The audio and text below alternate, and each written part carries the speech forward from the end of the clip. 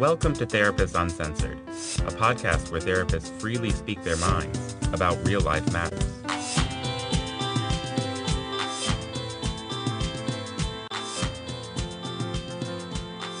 Hi, welcome back to Therapists Uncensored. This is Ann Kelly.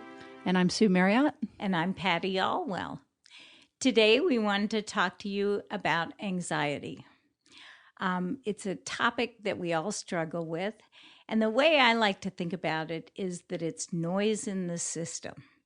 And what I mean by that is that people think of it as an emotion, but it's not. It really is something that keeps us from feeling our emotions. Yeah, it makes me think of like the hum when you're listening to your headphones or something and it's humming. That's not the actual sound. Right. That's a noise in the system. Exactly. What you're trying to transport through your headphones is the sound. So what you're saying, Patty, that feelings are the sound or the music. Exactly. And anxiety and worry is the hum. Yes. And a lot of times the feelings we're trying But it feels like a feeling. I know that. But a lot of times the feelings we're trying to get away from are uncomfortable. You know, either we're angry or sad or upset. And the sort of worry kind of makes us feel like we have more control over this than we do. So what you're saying is that we're feeling something going on in our system and we can tell, and it's discomfort. We're feeling some level of discomfort and we don't like to feel discomfort. And so we kind of instinctually try to go to some place of power, some place of feeling of control. And if we worry about something, we feel like we're doing something. So Exactly. If I worry, I'm like, okay, I'm not helpless. I'm in active state of doing something. At least that's what you're either planning or you're sort of rehearsing some disaster and figuring out your contingency plans. Or there's also a piece of it that is about assigning blame. Oh, that makes sense. Yeah, either it's my fault because I'm a horrible person and it wouldn't have happened if I wasn't a horrible person. If I hadn't have said that. Right. Or it's your fault because you're a horrible person. And some of that low-grade worry is like, as we say, it's not very conscious, right? It's just that we're feeling this sense of something. And if we start to worry, and half the time we're worrying, we don't even really know what it is. We have to I'm feeling this, what's worrying me? And we do like this search. Right. And Right. part of how I can tell that it's not one of the kind of core feelings is sort of when I visualize it, it's in my head. Exactly. It's spinny and a little tornado-ish or active churning, but it feels like it's up in my head versus sometimes more of these core emotions you can locate more deeply in your body. So that's another way of distinguishing them. Yeah, and from an evolutionary point of view, this was really adaptive when we were out on the savannah and in the forest, you know, and sort of being always alert to problems, always, you know, checking for danger, always trying to figure out what our contingency was. But in our current situation, that kind of almost... paranoia is too strong a word, but that sort of constantly preoccupied, looking for the problem, constantly sort of predicting bad events coming, is not very adaptive anymore. Yeah, I get that. I'm one of these people that, you know, I have this idea that if I can see it coming, it's going to make it better. So, Right. So I want to know, you know, I'm definitely the person that can scan and knows the fight that has already happened, but is not happening anymore when you walk into the room, you know, that type of thing. And, but it's sort of like being able to look around the corner for danger. Right. And so there's some false idea, I think, but there's an idea that if we can see it coming, it's going to be better. Right. And from in a certain way, you're sort of doubling your suffering. So, you know, bad things will happen. We'll get sick. We'll have an accident. Something, you know, people will hurt us. But the worry about it is sort of an added level of suffering that's kind of optional. Well, that's a nice thought if it's actually optional, right? Yeah, a lot of So people can we- think of it as, I just wish I could get rid of it. And one thing we left out that I find a lot of people experience is also superstition, that if they actually don't worry and they trust that something's going to be okay, that in and of itself is going to create the catastrophe, that somehow the idea of worrying wards off the negativity. Well, and I really like what you said earlier about it being feeling, it gives us something as if we were doing something positive. Right. Like it tricks our brain into that we're being productive. But I also think some degree, I just think about how productive I've been sometimes in the middle of the night worrying about something. So let's not knock it. Let's not knock it entirely. Because and I loved your bringing up the idea that if it's almost superstition, there's actually a term for that, complex equivalency.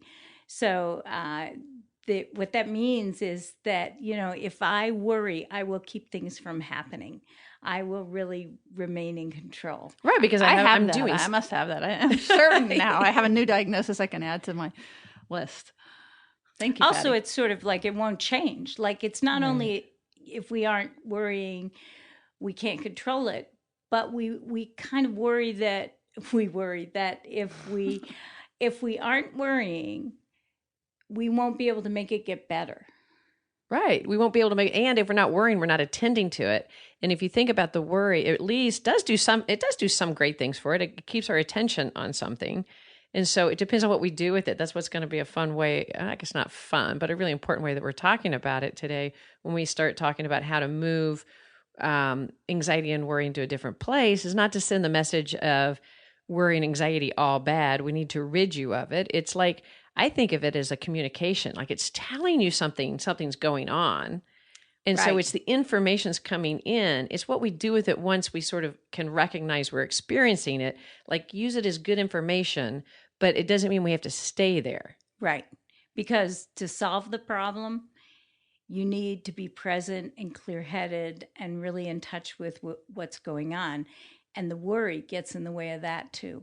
Right. So to bring in the interpersonal neurobiology piece, we're trying to get our prefrontal cortexes back online. Exactly. And not just be run by the amygdala and the limbic system. Yeah. And that's kind of, it's like that our foot is resting on the accelerator a little bit. And part of this is an even more primitive part of our brain. I mean, when they look at the part that, developed out on the savannah and in the jungles, that's a really primitive system that's scanning for danger and trying to plan routes of escape, So I'll give an example of my just personal worry and how, and then we can talk about how to undo it. And sure. And if either of you have any too, because sometimes. Oh, I never worry. Because sometimes we can get so heady, right? But like one thing I was just thinking of as we were sitting here, it's like, what do I worry about really? I feel very fortunate. But so I could find that I have a buzz in the system that I'm worried our equipment's not going to work. Ah, okay. Because we've had a couple of little glitches, as most podcasters do. And so like that's running in my background. And so as an example of like, what do we do with this? Sure. Well, and having that buzz running is making you less present to do the podcast. That's right. Right. So if we want a really simple way to interrupt that, we pause. Pausing is so powerful because you start to say, well, what is it I'm worrying about? Okay. Well, what's the story I'm telling myself behind the equipment not working? So, Sue, what I'm going to suggest, since you have given us this example, is that we just pause and ask you to tell us what the story is in your head. Okay, you're worried the equipment's going to fail. What's going to happen? What's the story you're telling yourself?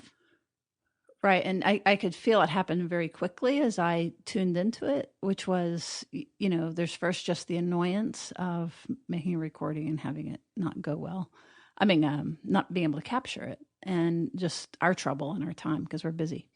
But as I sunk down a little deeper, it's also like I think about previous podcasts we've put out that I've been worried about our audio, and I wonder how we come across.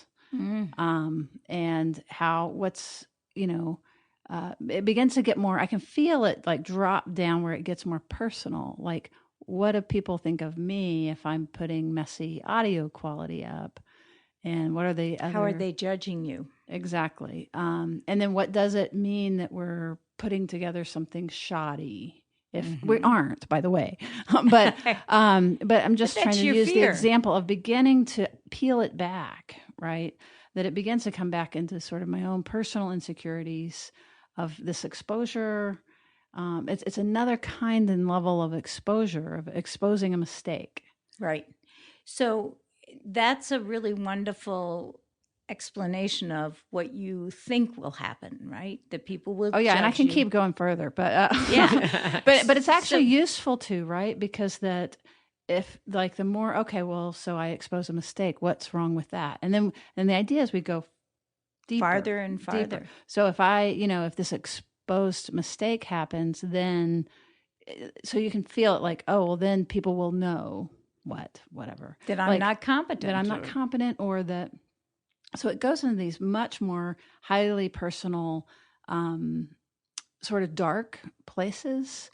And I would have never gotten there without attention to it and really thinking, like, what's the buzz? Yeah. Well, and you might not, and that is part of what we were talking about earlier, you might not want to go there. There's a level, like who wants to go there? It's a lot easier just to get preoccupied and make sure we do it well than to slow down and go into the deeper parts.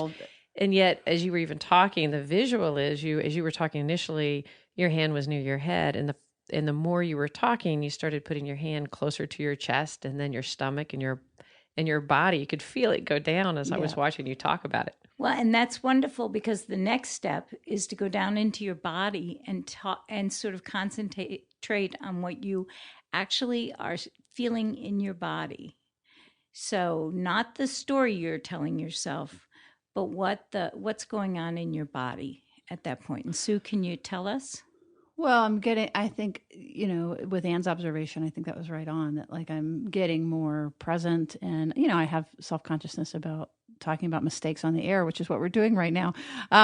So I have a meta worry, but just for this example, like I can feel myself settling and I can relatively like this is a really small example, right? Because it's a small worry. So yes, I can feel my body settling. And can you talk about where you felt the concern about making a mistake? Up in my head. Okay. Well, at least remember it starts. Where do you up feel in it my head. now? I feel pretty good now. Okay. It's already done. Well, I'm done. Sue skipped on to step number 3, which was having compassion for herself with this worry, sort of accepting that, hey, Yeah, I actually feel like being vulnerable on air it's part of it's part of what we are telling other people to do. So if we can't do it ourselves, that we're frauds, right? Absolutely. And especially since we can get you to do it for us. That's exactly. Really I'm the works. only worried person in the room. Actually, Patty had an example just to do this again. Sure. Yeah, I was telling Sue before we got on the air, I have been redoing my house. And for the past month, I have not been able to stay at my house. And this was unexpected because the contractor assured me that I would be able to stay in the house while the construction was going on. That's shocking. I bet all the listeners out there that have ever done construction are sitting in surprise. You mean they told you one thing and it's a lot longer? Uh-huh. Okay, keep going. We got that.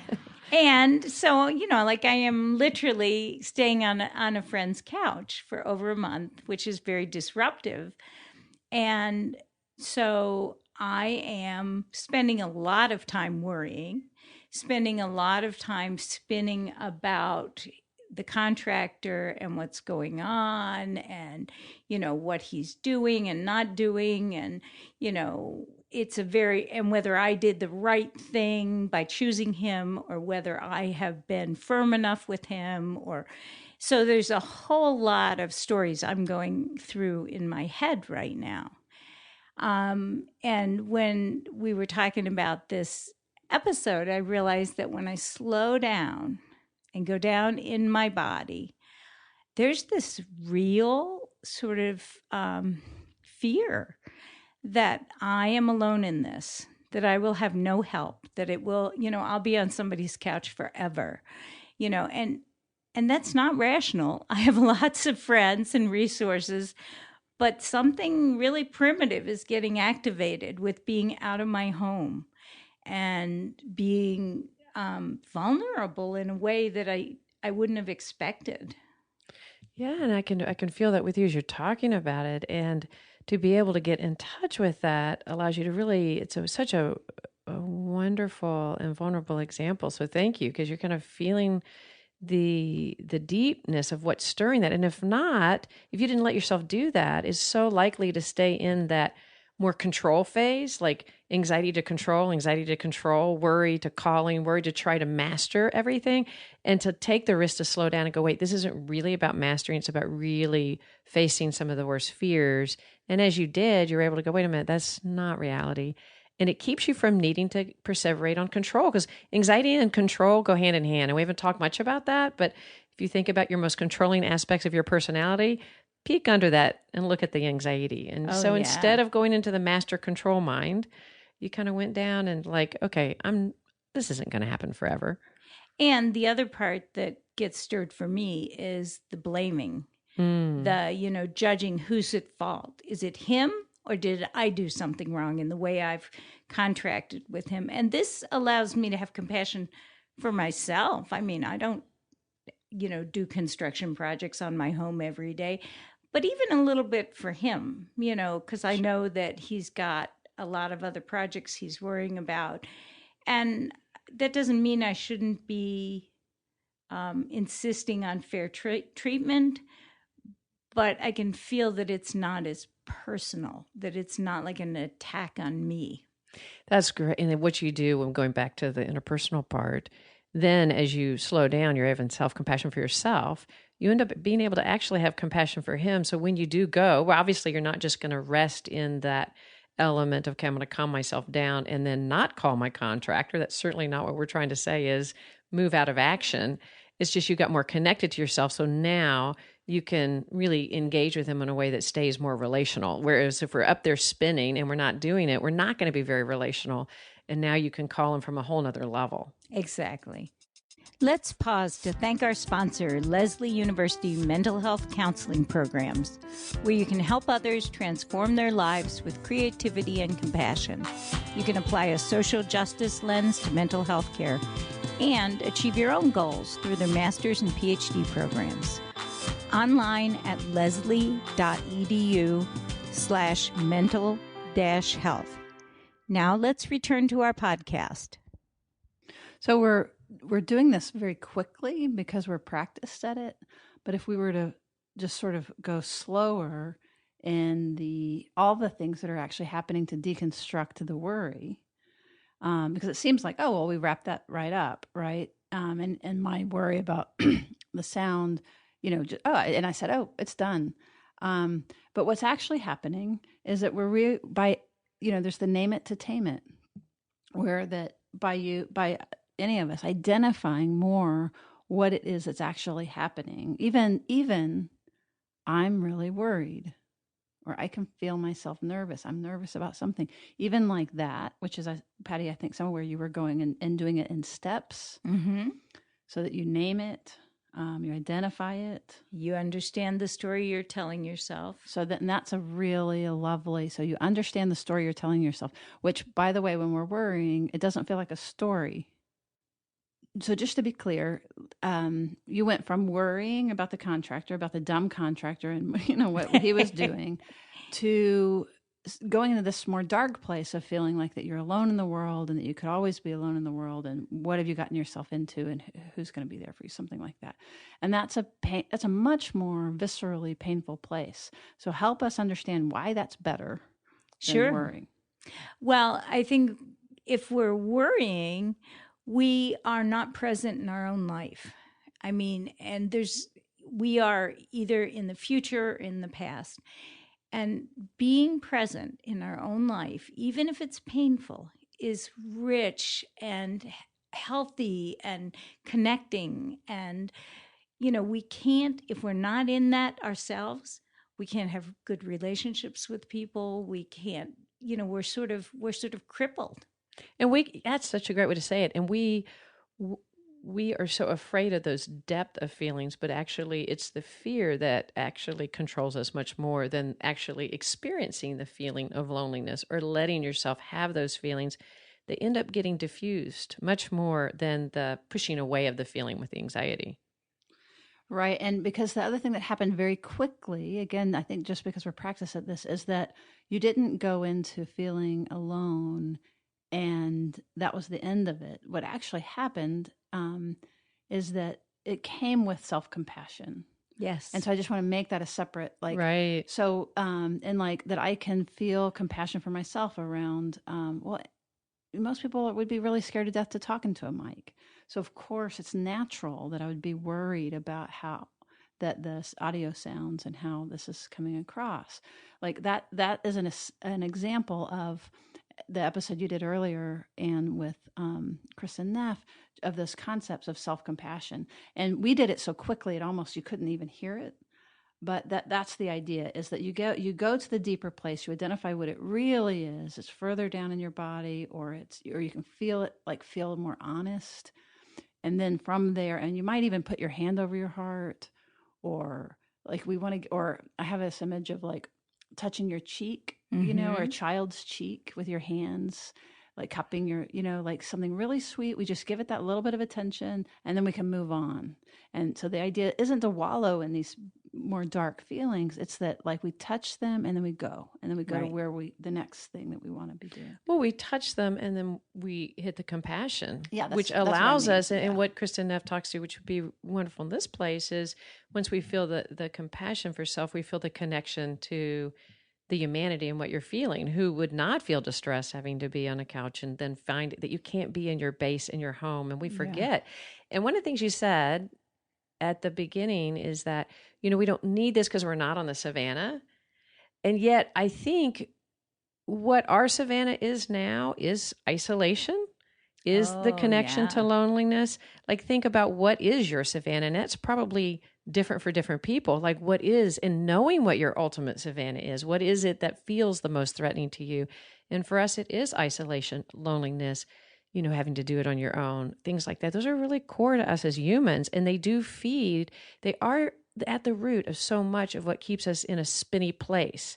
And I think, we're just want to tap on this one thing, is we're talking about one specific worry of each of us, but I don't know about you, but sometimes you just have perpetual, ongoing, more displaced worries, of fitting in, or, that are chronic. It's sometimes it's not as easy to find the specific thing, but you can still take, what is the overall fear that I'm having in this that's deeper, that matches all these, and being able to take it down. You also, then you actually have a sense of mastery, of control, once you take it down into your body and have compassion, instead of the preoccupation being the feeling of control and the anxiety. Kind of having self-compassion gives you actually a true mastery. Actually, you really hit a sense of control. And I love that you said that, because so often when I work with couples, what I find, especially in new couples, is that their worry is that if he or she really knew me, right, this wouldn't work, right? Or they would reject me, or, and so there's a whole lot of sort of posing and kind of controlling because of those worries. And so do you mean, as an example of that, when you go on Match.com or your favorite Bumble or what have you, Tinder, and that you, if you're a guy, you might shave a few inches off, add a few inches to your height, or a few years off your age, or is that kind of what you're referring to? Yeah. And I really often, but that's kind of dangerous, because as soon as you meet me, you're going to find out that's not correct. But some of this is even more, I'm really patient. And, maybe you're not, right? Well, maybe you believe that you are, but when your partner starts seeing you as impatient, that's a very anxiety producing event. Yeah. So you have to go, no, I'm not impatient. Stop saying that. Right. Well, and so what I often say to people in couples is the only thing you really have to offer is yourself. And so any kind of promoting yourself or presenting yourself in a way that's not consistent or authentic is going to backfire in the long run, because once people get to know you, they will find out exactly who you are. And the nice part of that is that then you can stop that worrying. You can accept that, yeah, we're all kind of flawed, but we're flawed in different ways. And, really begin to have that self-compassion for yourself that, yes, sometimes I'm impatient, but. And even, I agree with you, but even before you can get there, even accepting the impatience is like, I think what I hear you saying is with two people being able to go, what is the ultimate fear? And it's so amazing when you could get somebody down to actually naming. So what is, if that happened then, and if he was to do that then, and you get down to the nut of what the fear really is and what the deeper part, you just see this deep compassion go between two people. Immediately, it's not called upon. It's like, oh, that's what's causing that. Exactly. And I'm sure y'all have experienced the same thing, this beautiful warmth of feeling when you see two people actually connect to the deeper part, as opposed to when they're caught in the anxiety flipping back and forth. Okay, so as we wrap up, this is what we want you to do, listeners. Wherever you're listening, if you're at the gym or in the car or, being streamed, wherever you are, I imagine each one of you listening can come up with a worry. And we would like for you to quiet yourself and to begin, as Patty said, to name this story. Identify what you're feeling, grab the worry, and then we want you to peel it back in 2, 3, 4 layers. It's not your first thought. Like, take your first thought and then your second and go deeper, and don't quite believe yourself, and investigate. Be like a hound. Go down, down, down, down. And the question to ask yourself is, what'll happen if that's true? What'll happen if that's true? To take you down layer by layer. That's a good one. And then when you're down there, what's the most important piece that we need to be sure? And I'm asking you, the listener, to answer this question. What's the most important piece as we identify it, we dig for it, we unpeel it, what it really is about? What's the most important piece to add to that? So are you getting it? Can you think of it? So we have to do this with self-compassion. Without it, we're just ruminating, right? We're just sort of self-analyzing and having a relationship with ourselves and digging ourselves into a rabbit hole. And and I would have to add the self-compassion. Yeah, I would add that we're not having a relationship with ourselves. Right. We're in this sort of very unproductive place. I really like the image of, this goes back to, so many of these things do go back to mindfulness, but of the 2 wings. And one of the wings is being able to see things accurately and tell the truth, which is some of what we've been talking about. And then the other one is love and care and connectedness and self-compassion. So it's not just brutal honesty and ripping us apart or ripping up, the other person that you're at fault for, the contractor. But it's to see it accurately and to have compassion. And to see it accurately is brave to say, because, sometimes our preoccupation, did I say it wrong? Did I do it? Did I hurt? I think I hurt their feelings. Say,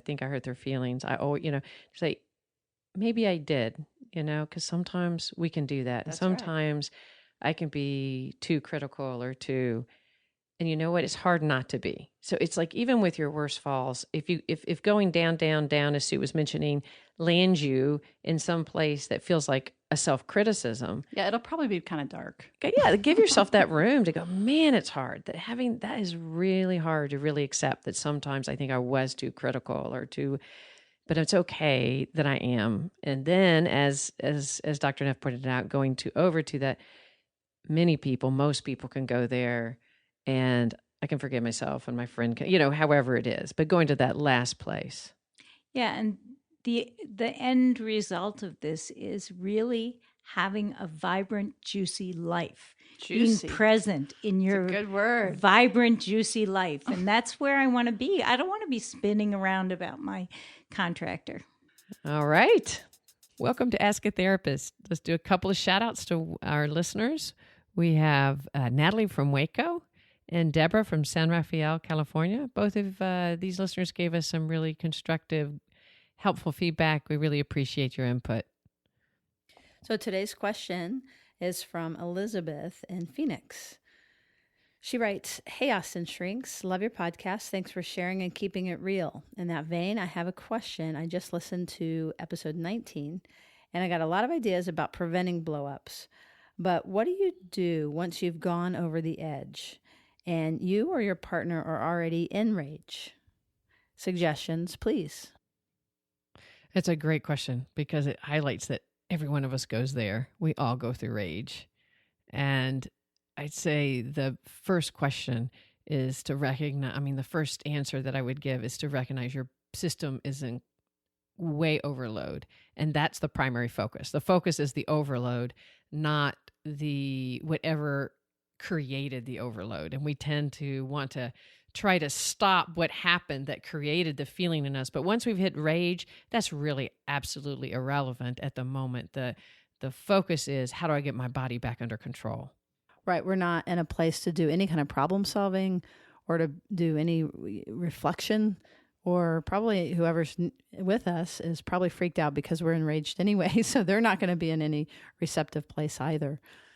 Right. So you want to just go, okay, I'm in the faster we can acknowledge that to ourselves and to whomever's with us, to say, I am in such overload. I am, as Dan Siegel says, flip your lid. I'm out of and you acknowledge it. I'm full. That's a great one. And I've got to get myself calmed down before we can go further. And that's doing two things. It's telling yourself you need to calm yourself down, so it's turning you more inward. It's also communicating whoever you're with that you're not necessarily pointing the finger at them. You're saying, I'm in overload. I need help. Yeah, it's hard to argue with that. Right. It's hard to feel more incited.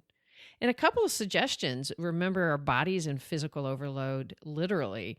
And with the chemicals running our body, we might need physical exertion. And that's one reason we start to scream and yell, is that we're actually needing exertion in our body. And so what else can you do with that energy? A couple of different ideas. Go up to a wall when you're in that, I am so upset, I need a minute. You go up to a wall and push on it really, really hard. Or you grab a towel and you wring it.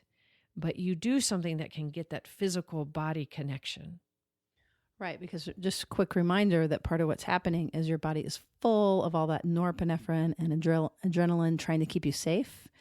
And so if there's a safe discharge, riding your bike, running stairs, some of those things can sometimes help release that and get that off. And then the other side of that would be doing things to cool, like breathe, like obviously deep breaths.